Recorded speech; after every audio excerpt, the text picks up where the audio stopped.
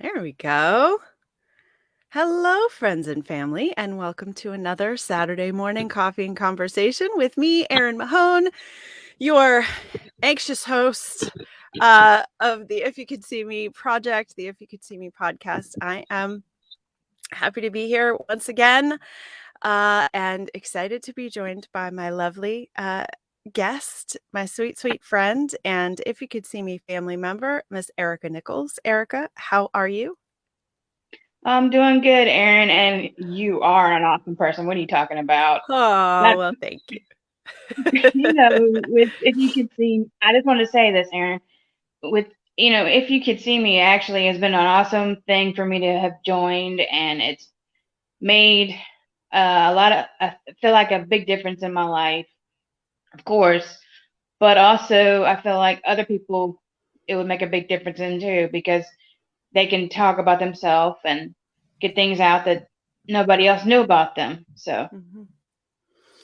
Well, I really appreciate that, Erica. It was wonderful to have you as a part of the project, and I'm glad to hear that it was meaningful. I'm curious. You were a part of this very sort of unique group that started in February of 2020, and we hit.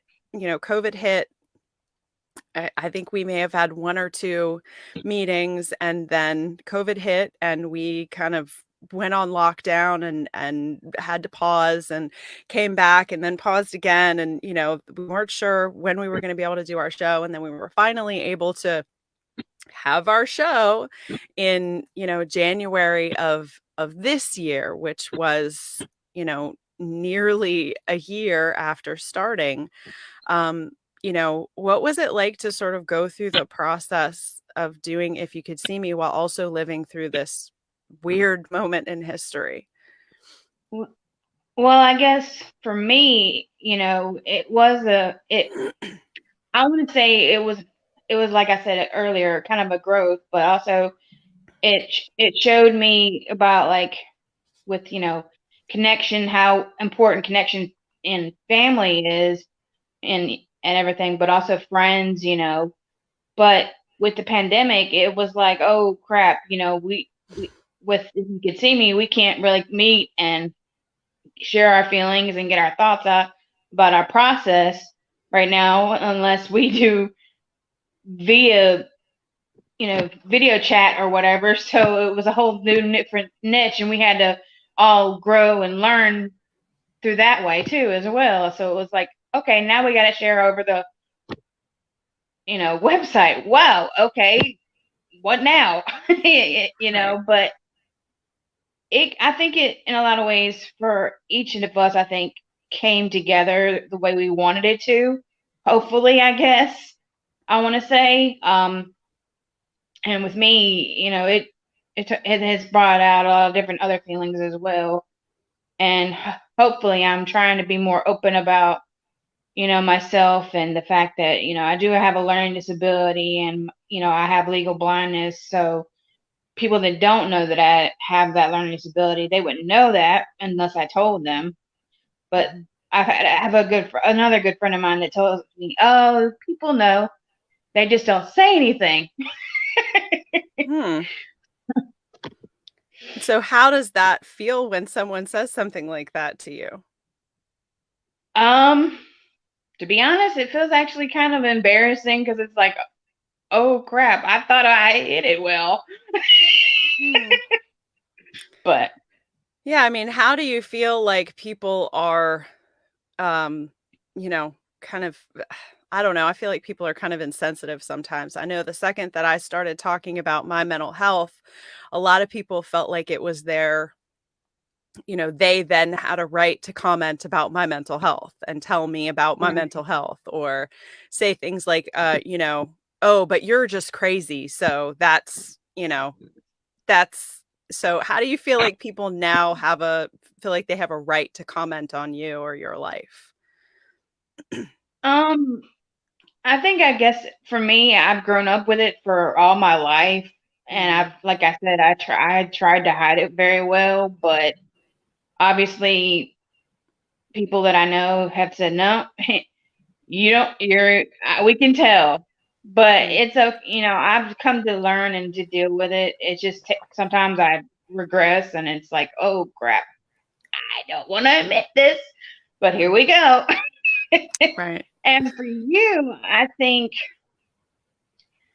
when it comes to, your mental health and all that, I think you're awesome to be able to, let people know, hey, yeah, I'm not perfect. And all of us aren't perfect, That's we right. have either mental health issues, or we have, you know, some people could have, panic attacks or whatever. So Mhm. with me, I always try to stay positive, but sometimes I get down like anybody else does. And it's like, Mhm. you make yourself say, okay, like you put yourself in a better place, in a better mindset, and say, okay, what is it that I can do better? Right. And how can I make this day better for myself? And that's what I try to do. And so what do you do? Like what's your how do I make this better for myself? I usually try to, in the morning, I'll get up and I'll say, okay, what am I going to do today? And then I go, well, I can exercise, and that puts me in a better frame of mind. Or, Mhm. listen to music, or just sometimes be quiet for a while and go inside myself and kind of meditate a little bit. But Mhm. basically, I just try to be, there for other people as well, and try to lift somebody up if somebody's not having a good day, Right. you know. Right. Well, I love what you said about, sort of all the and I say this, but I think that you already knew all of this stuff and maybe COVID or 2020 gave you the opportunity to practice it, but the power of connection and how, you have spent your life learning how to be flexible and how to adjust to, Mhm. changes or, making space in the world for, things to be as you need them to be.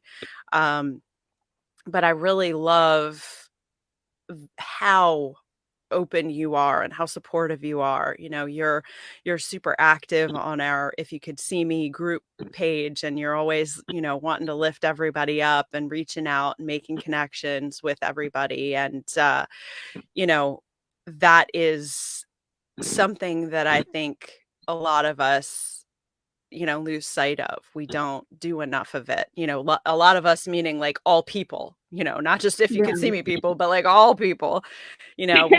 We get distracted by the day-to-day stuff, and we don't stay connected. I mean, I get you. I mean, people can do that with get lost in, the minutia of stuff, whether they're working or they have families, they got kids that have things that they're doing, projects, whatever. And I get that.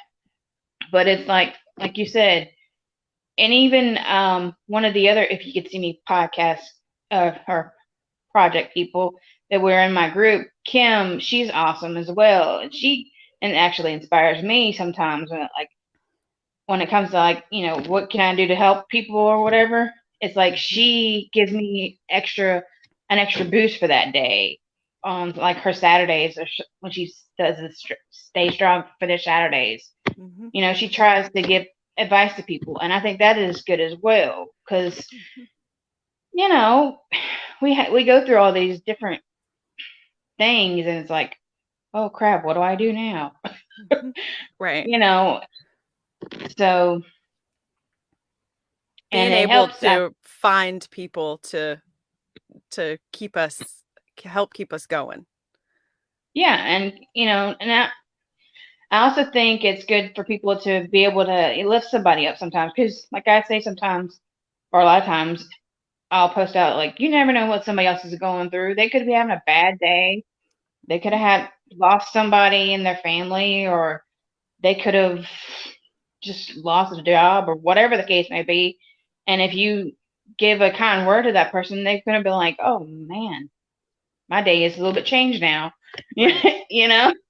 Things are better So, for me now because, well, I mean, that's the thing. I feel like that's what we're doing here too. The idea that understanding that sometimes just saying something kind or lifting someone up or just generally saying something kind, helps people feel seen, even if you're not looking at them, right? Like, even if it's just a post on Facebook saying, I know things get hard sometimes, or, I struggle too.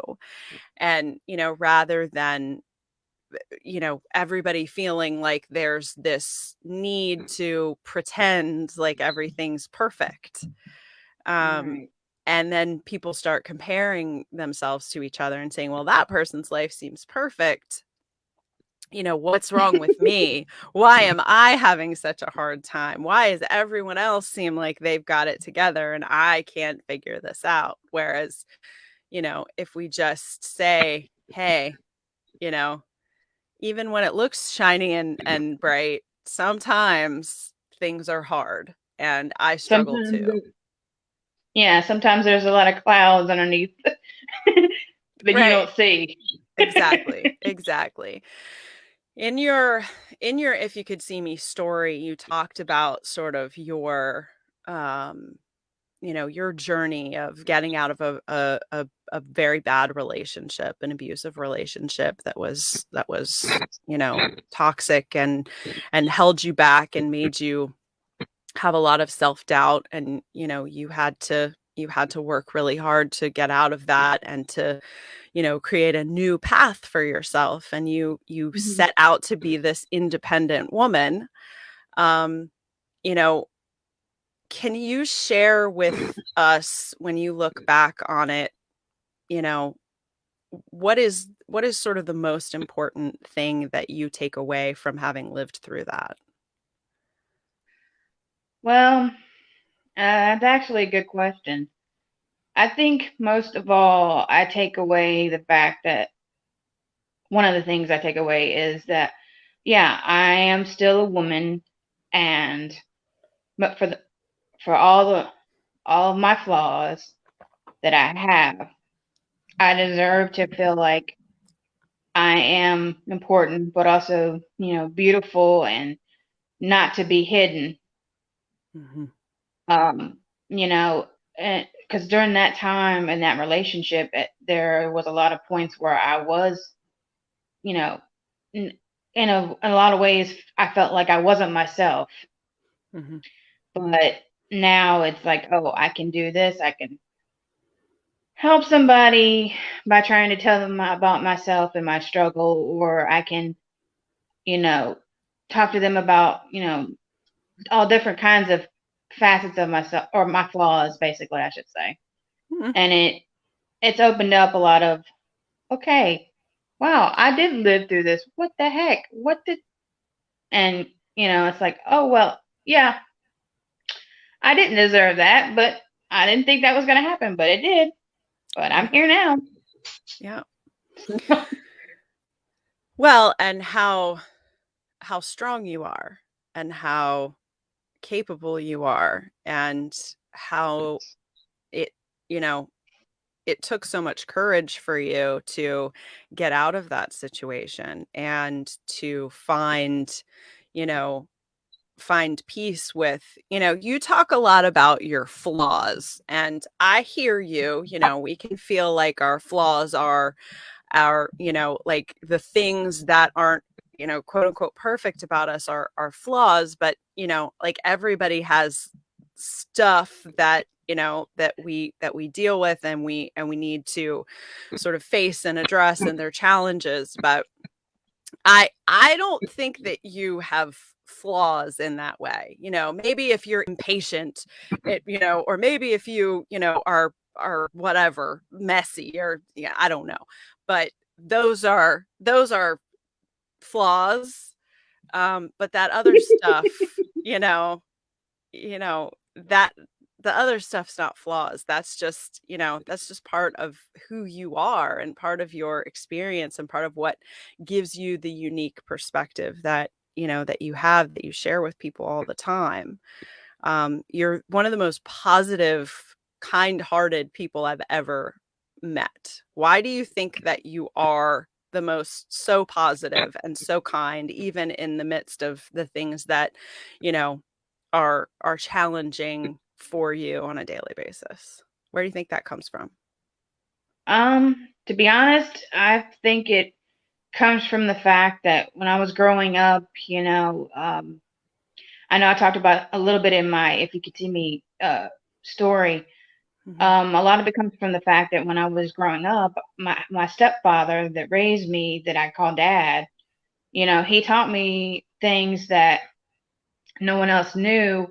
And he took the time to be an inspiration to me and look at the world and to say, okay, yeah, you can be kind to this person, even if this person might spit in your face, Mm-hmm. you know, just turn the other cheek, so to speak, and say, okay, I can do this. And Right. no matter what, you know, and that, and the fact that I believe, well, of course I am godly, I do have, I believe in God and stuff like that. Some people don't, and it's okay. But I think most of all, I think it's just growing up, I've learned that, yeah, people can be negative or they can be looked down upon other people. But I've also grown in the fact that when I've learned that for me, the fact that I'm legally blind, I've had to deal with it all of my life. And yeah, it's made me feel like, oh crap, now I need to depend on this person, or I need to depend on that person. But I've come to really say to myself, no, it's not an oh crap. It's an okay. Well, you can do this. Mm. Just be patient.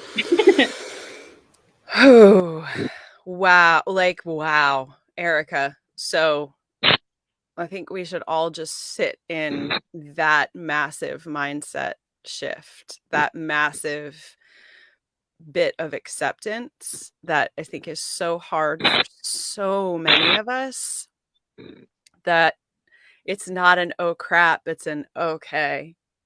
Like I gotta, like, this is the reality of the situation. And I could focus on how I would really rather the situation not be what it is, but it's not going to make it Okay. different. So I have to figure out how to accept it and allow it to be a part of my experience, and then make it the best that it can be for me, or in this case, for you.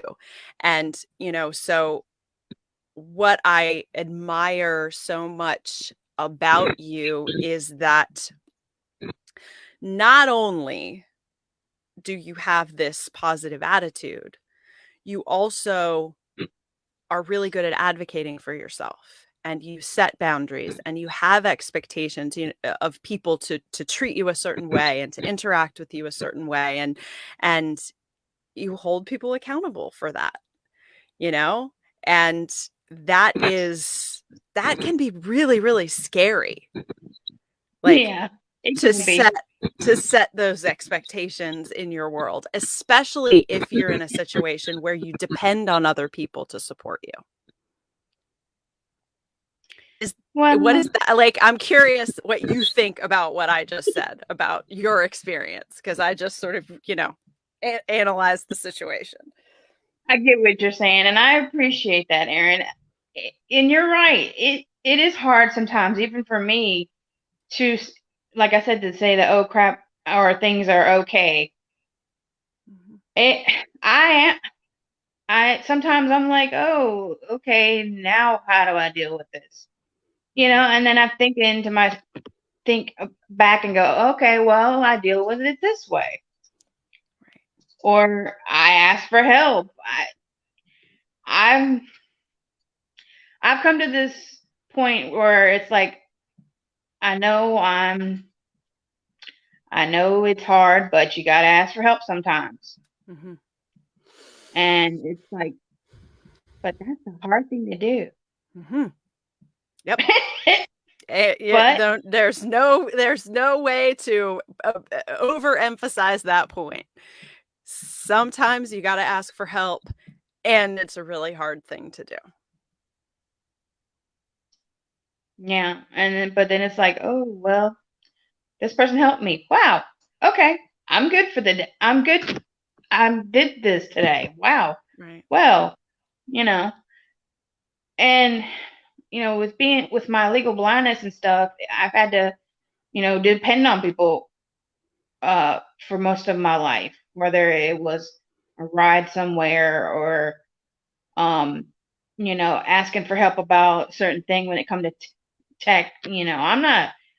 I'm not very technical. I try a little bit. I'm learning, but I still depend on other people, and that's fine. Right. Right. Well, what is it? What have you learned about other people and their ability to show up for you?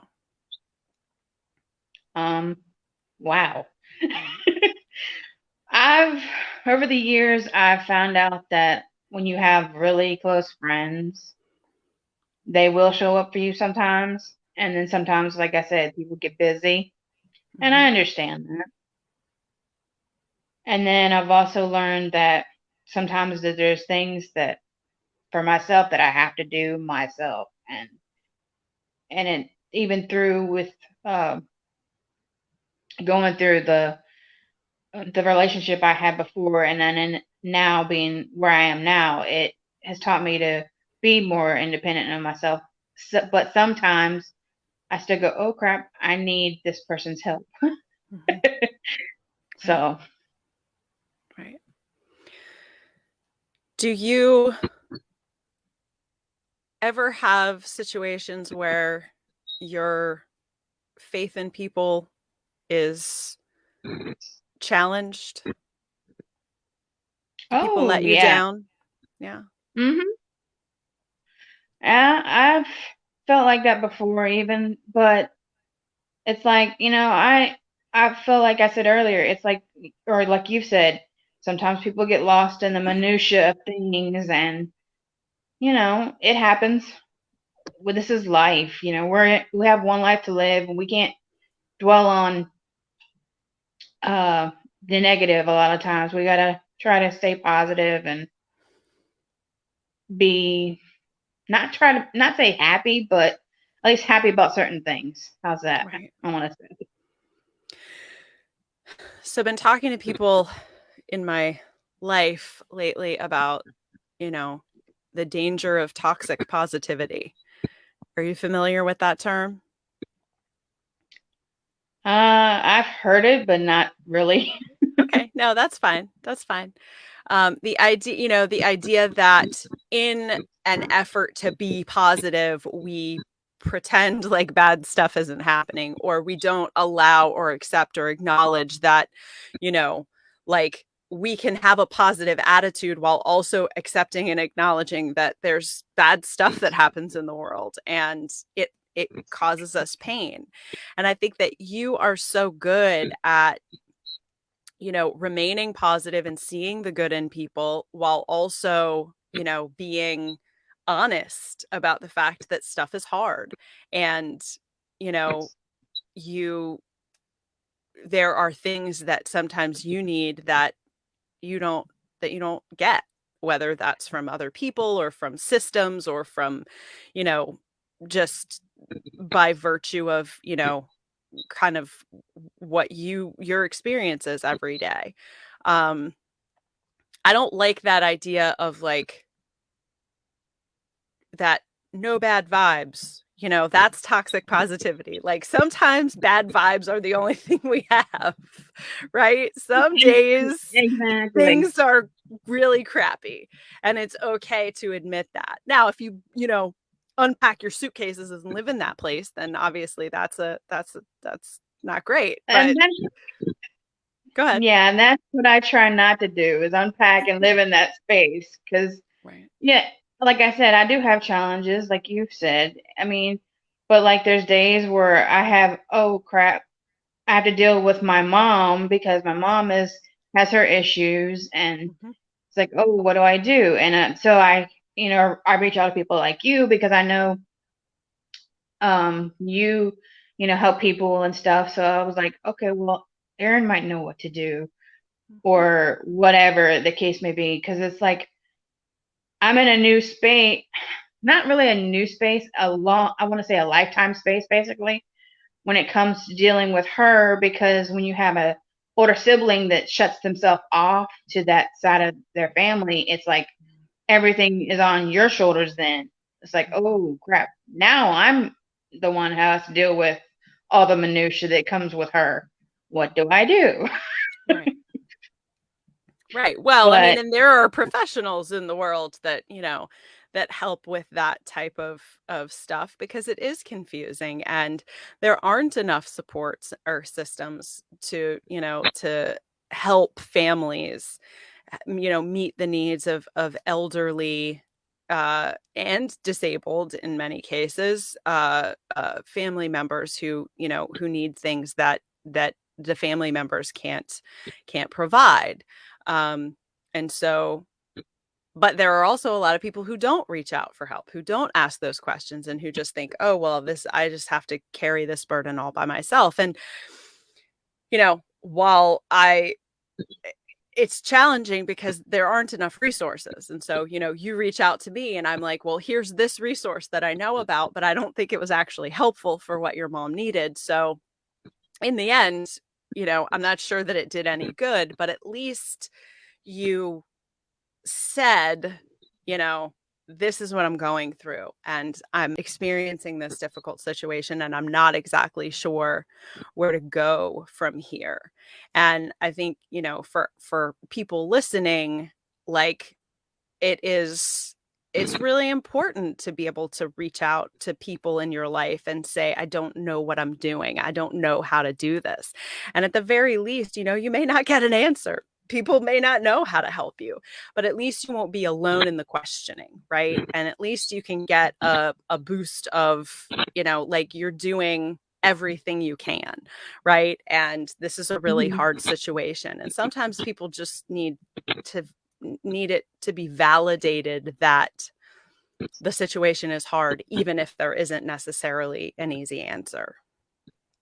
Right. And that is actually true. Like even recently, a friend of mine, she lost her father, Mm.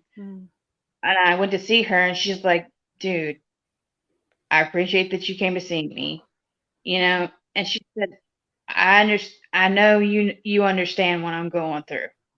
Right. Because, when you lose somebody in your family that's close to you, that's raised you or whatever, it's like, oh, well, okay, this person does understand what I went through or what I'm going through because they've been there, Mm-hmm. you know? Right. So it's Right. like, you know, and so like you say, I try to stay positive with them, or I try to, reach out to them every once in a while, once a week, whatever, and say, hey, I'm here if you need to talk, whatever, because they might need that even if they do get busy, because you Right. never know. Mm-hmm. No, sometimes that grief can feel so big and you can feel so alone in it that you don't even know how to ask for help. And honestly, you don't want to talk about it, right? You just don't want to be alone in it. And I think that there's this idea, a lot of people don't have comfort sitting with people in that space, right? Like they either want to be the person that shows up at the funeral or brings a casserole to the house afterwards, but it's harder right? It's harder for a lot of people to just sit with someone else who is in pain when you can't do anything to alleviate their grief. The only thing you can do and the most valuable thing that you can do is to just let them not be alone in their sadness. Exactly, and that's what I try to do because these the person I'm talking about, I've been friends for like going on 20, 30 years almost, and I've known her for a long time. Basically, I've grown up with her family, so I know how she is, and she is very she independent. She likes to be when things happen in her family, like a passing of a loved one, she gets very somber and quiet. So I just Mhm. try to be there for her the best way I can. you know. Right. And well, I mean, and that's the hard part is, is just showing up and sitting in it, you know, Mhm. just being there and allowing discomfort in so many cases. Like we all people, we just want to run away from things that are uncomfortable and not feel those difficult feelings. That moment where you show up and you don't know what to say and you don't Mhm. know how to say all the things that are in your heart. And so either you don't show up at all or you show up and you make it all about yourself, which is also not okay. Um, and Mhm. so I think maybe, Erica, we need to like have a class in like grief and how to show up for people in pain, with kindness and compassion you know, and to be able to just just be and allow people to be whatever wherever they are. I think, Right. that's kind of what what I envision if you could see me, the space where we come together and write and create our stories and support one another and connect with each other. Um, it is it is about like letting people show up however they are and just having it be okay to feel whatever you feel and experience whatever you experience. And um I think that that's why it's a powerful play space for people. And I totally agree. It is. It has taught me a lot of different things about myself, but also it's like, well, I've learned this about myself again. I thought I had packed that away in the closet somewhere in the Mhm. back part of my mind. Right. You know, the thought of, I know I sent you and the girls, I guess, a video a few months ago about feeling, how I felt when I was a kid. I felt like I was abandoned in a way or alone. Mhm. Um, but it has also taught me I wasn't, now that I think about it, I wasn't alone after, my stepdad came into the picture, because he showed me a whole different side of the world, and how fun the world actually can be when you have, even though you have limitations like, my legal blindness, or, my disability, like the learning disability that I have. There's still possibilities to have fun in the world, even though you think you can't. Mhm. Absolutely. Absolutely.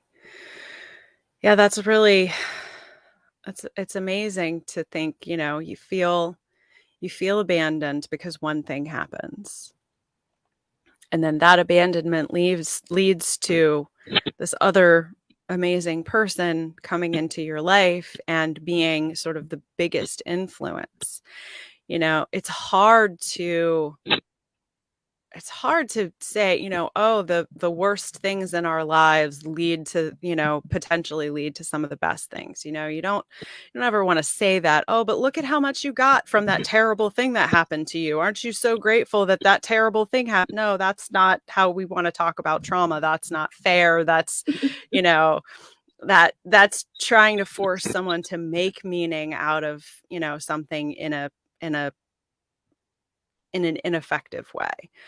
And at the same time, we do acknowledge that because you experienced those feelings of abandonment, Hmm. you, you also were able to feel that much more gratitude and consciousness and awareness of what you got later, of what your stepfather brought into your life and how you were able to, begin to experience the world differently. Yeah, it is. And it's also taught me later on, how to breathe, and even into my, as you put it earlier, ended up being a toxic relationship. I thought to myself, and when I was in that relationship, ooh, what would my dad do? Hmm. He would leave. Hmm. He'd be like, And one of the nicknames he called me when I was young was Fuzzy. And he'd be like, well, Fuzzy, if it ain't working, go out the door. Mm-hmm. So I had So, to, that was one of the biggest decisions, like I said, I had to make, and I yeah. left. So having his voice sort of in your head telling you that you deserved better and you deserved more was a big indicator of how, like, I guess what I'm trying to say is it's so important for us to have people in our lives, especially as children, sort of telling us what our value is, hmm reflecting back to us that we're worthy of kindness and respect and dignity and opportunity. And, because you had that one really powerful person in your life, you were able to make this monumental decision. yeah, you're right. But and then the funny thing about it was I had his, like you said, I had his voice in my head because at the time, towards the end of my toxic relationship, was when more of that was the abuse and things were going on. And at that point, um, during that actually was when my stepfather had passed away. So it was like that's when I kept hearing his voice in my head saying, Fuzzy, you don't need this. Get out. And I'm like, but and you think to yourself, well, maybe this won't happen again, or maybe you know, maybe it'll only happen once. No, if you're in a toxic relationship with someone and they don't treat you the way you want to be treated, leave. Mm. It's it's such a complicated and difficult situation, and I am immensely grateful that you had the strength and the support and the ability to make that decision for yourself. Um, it also is, there are so many factors for, you know, anyone who stays in an abusive relationship that it can be, it can be really, it can be really, it can be impossible for some people to leave. Right. And so I hmm don't want anyone to feel like they're, like judged or, that there is an expectation that, there's only one right way to do things. Your experience is so powerful and inspiring. And what I will say is that if anyone is out there listening, take Erica's words to heart and also, you know, find support, find help for yourself. You deserve to be treated with dignity and respect, and you deserve to be safe. I want to, maybe we can be the voice in someone's head, Erica, that, hmm that your stepdad was for you, that you deserve better. And there are people out there who can help. I appreciate you sharing your vulnerability and your experience because it can it can be a light for someone else. And like it's like I was thinking a second ago. It's like, well, you go through different things, and then you say to yourself, well, is this person gonna change, or is Mhm, it gonna be the same thing? But I want to say to somebody that is out there, whether you're a female or a male, whatever you're mhm, going through, you are valuable. Your mind is valuable. Your mhm, emotions are valuable. You yourself, you are valuable. You don't need to have to go through the minutia of a toxic relationship. There is help out there for somebody, from mhm. somebody. You just Yep. gotta reach out. Mhm.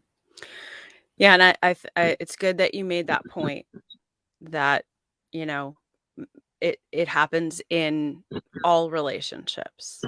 You know, men Mhm. can experience abuse, women can experience abuse, trans and non-binary folks can experience abuse. It's not exclusive to one person or another person, one gender, one, you know, affectional orientation. You know, there are these types of situations happen all the time in all different types of relationships, and it's important to know that you're not alone.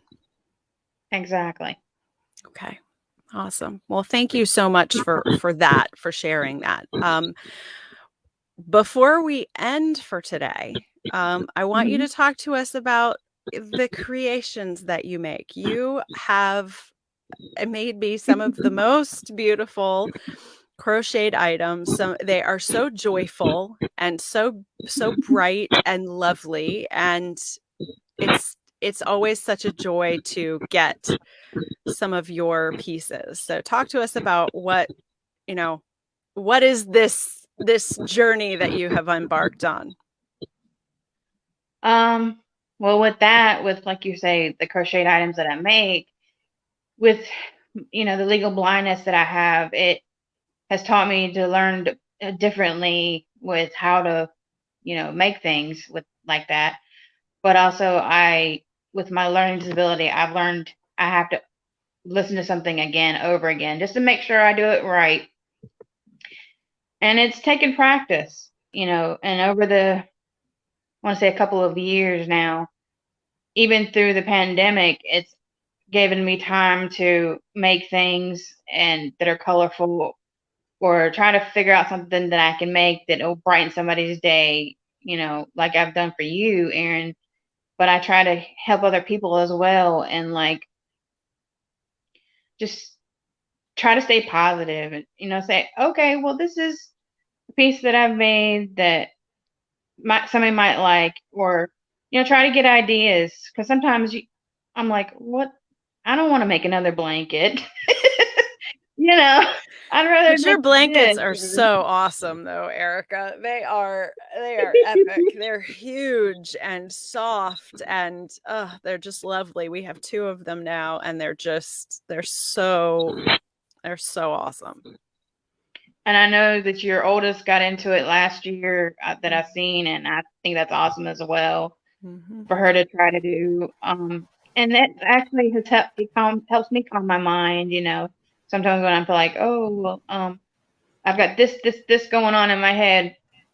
Well, this can calm me down. Mm-hmm. And then Yeah. now too, also I've embarked on the fact that I have a new sideline job that I'm doing with paparazzi, selling jewelry. And one of the things is, I think, well, it might be $5 to somebody, but it's like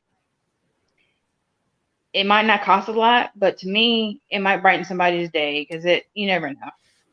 Mm-hmm. Yep. Well, I think you are in the business of brightening people's day with whatever you do. So whether that is with your jewelry or with your crochet or with your, your positive attitude and your can-do spirit, you are always